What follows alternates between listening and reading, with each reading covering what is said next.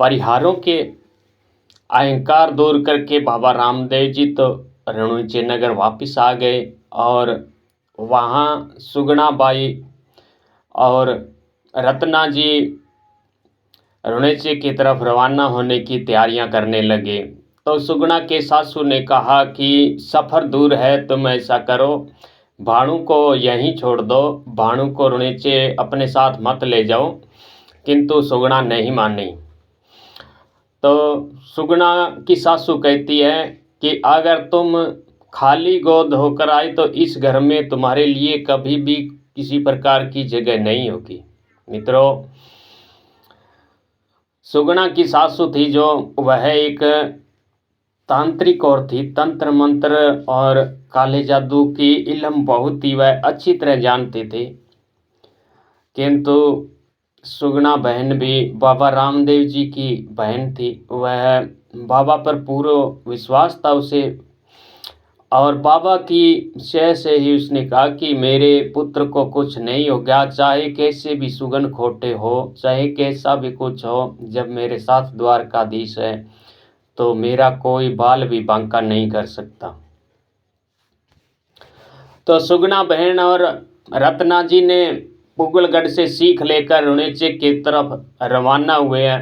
तो रास्ते में दिल्ली के बादशाह के भेजे हुए सैनिक, जो दिल्ली के बादशाह था, वह बाबा रामदेव जी से चिढ़ता था, क्योंकि बाबा रामदेव जी की आध्यात्म शक्ति से पूरे जगत में फैल चुकी थी और दिल्ली के बादशाह जो है वह चाहते थे इस्लाम धर्म पूरी दुनिया में फैले। उनके इस्लाम धर्म जो था उसका विकास रुक सा गया था, कोई भी मुसलमान बनने का कोई भी दिलचस्पी नहीं लेता था, हर कोई बाबा रामदेव जी के श्री चरणों के दर्शन की मन में लालसा रखता था। तो बाबा को लेकर हमेशा दिल्ली के बादशाह के ये काजी मुल्ला मौलमा उलामा होते हैं, जो वे बादशाह के कान भरा करते कि हिंदुआ पीर है रामदेव जी, जो हमारे इस्लाम धर्म को बढ़ने नहीं दे रहा है। तो इसी कारण दिल्ली का बादशाह हमेशा बाबा रामदेव जी से नाराज रहता था। तो उसे जब पता चला कि बाबा रामदेव जी की बहन पुगलगढ़ से रुणेचा जा रही है, तो उन्होंने अपने सैनिक भेजकर बहन सुगना को कैद कर लिया और रत्ना जी को भी कैद कर लिया।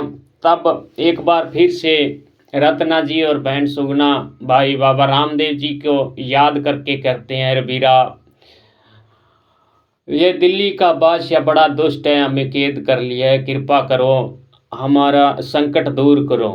बाबा रामदेव जी उनकी पुकार सुनकर तुरंत ही पवन वेग से वापिस बहन सुगना के पास आ जाते हैं और बादशाह के सिपाहियों को ऐसी बुरी गत करते हैं, किसी के आंखें फूट गई, किसी के हाथ कट गए। बाबा रामदेव जी ने अपनी देवी माया से ऐसा चक्कर चलाया कि मुसलमान सैनिकों के ऐसे होश फकता हुए कि वे गिरते पड़ते भागने लगे। उन भागते हुए सैनिकों को बाबा रामदेव जी कहते हैं कि जाओ कह देना अपने बादशाह को, अगर कोई मुकाबला करना हो तो सीधे रुणेचे पे आ जाना, ऐसे रास्ते बीच में अबलाओं को रोककर कौन सी बहादुरी दिखा रहा है।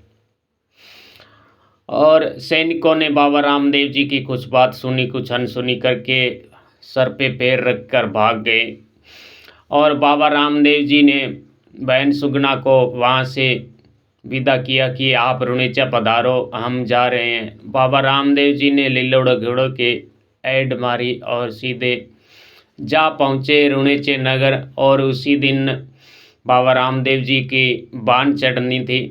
बाबा रामदेव जी की बारात भी रवाना होनी थी। बाबा रामदेव जी को बीन बनाया गया। बाबा रामदेव जी एक सूरज के समान चमकने लगे, उनकी दिव्य दृष्टि, और जब बीन बना हुए गांव के लोग बाबा रामदेव जी को देखे तो वे देखते ही रह गए, ऐसा रूप कामदेव को भी जो मात कर दे। बाबा रामदेव जी अपनी बरातियों को लेकर अमरकोट सोडाऊ के घर ढुके, जब तोरण मारने की बात आई, जो तोरण का टुकाव होता है, वहाँ बाबा रामदेव जी ने अपने भाले से तोरण के नोक पर जो तोरण पे बैठी हुई काष्ठ की लकड़ी की जो चिड़ियाएँ होती है, उन्हें जिंदा करके फुर्र से उड़ा दिया। यह चमत्कार देखकर श्रोताओं ने नतमस्तक हो गए और बाबा रामदेव जी की सासू माँ थी जो, वह भी हैरान रह गई कि ऐसा कैसा चमत्कारी पुरुष है जो लकड़ी की चिड़ियाओं को भी उड़ा दिया। तो उन्होंने परीक्षा लेने की सोची, तो उन्होंने एक बिल्ली को मारकर उसका भोजन बनाकर बाबा रामदेव जी को परोसती है।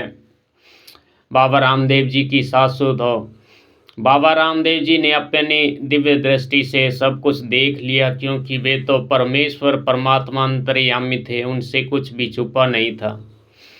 जब रामदेव जी बाबा की साली और सासू जब भोजन लेकर आई और साली भोजन लेकर आई, और बाबा रामदेव जी की सासू जो थे वह है एक तरफ पर्दे की ओट में झुककर देख रही थी कि देखते हैं यह अगर अवतारी पुरुष है, अगर यह परमात्मा है तो यह राक्षसी भोजन कभी नहीं करेगा। अगर यह सामान्य कोई सिद्ध है या तांत्रिक है या कोई ऐसी कोई शक्ति है तो यह राक्षसी भोजन कर लेगा। जब बाबा रामदेव जी के सामने भोजन की थाली रखी गई तो बाबा रामदेव जी ने पास में पड़े जल के लोटे से कुछ बूंदे उस थाली पर मारे, तो तुरंत ही उस थाली में एक जीवित बिल्ली पैदा होगी जो मरी हुई उसमें डाली हुई थी, जिसका भोजन बनाया हुआ था, वह जीवित होकर खेलने लगी।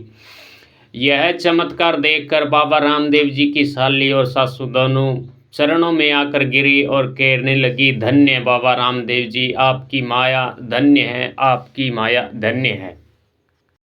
अगर आपको आधे सिर दर्द का परेशानी हो या सर दर्द हो या पेट दर्द हो या किसी अन्य प्रकार का फोड़ा फुंसी गुमड़ा या बिच्छू का झाड़ा, अगर किसी अन्य प्रकार का कोई झाड़ा डलवाना चाहते हैं तो आप हमसे संपर्क कर सकते हैं।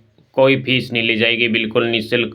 सुबह 6:30 से 7 बजे के बीच में कभी भी संपर्क कर सकते हैं। तो मित्रों, बाबा रामदेव जी का इतिहास, पावन इतिहास बहुत ही दिव्य है, इसे श्रवण कीजिएगा, अपने मन चाहे इच्छा पूर्ण कीजिएगा। ये द्वारकानाथ सबके कष्ट दूर करने वाला ऐसा परमेश्वर है जो हर किसी के दुखों से को देखकर स्वयं दुखी हो जाता है। यह परमात्मा की शरण में जो सच्चे मन से आता है उसके कभी भी संकट नहीं रहता है। उस परमात्मा की शरण में जो सच्चे मन से आता है वह परमात्मा हमेशा बाबा रामदेव जी उस भक्त के साथ ही रहता है।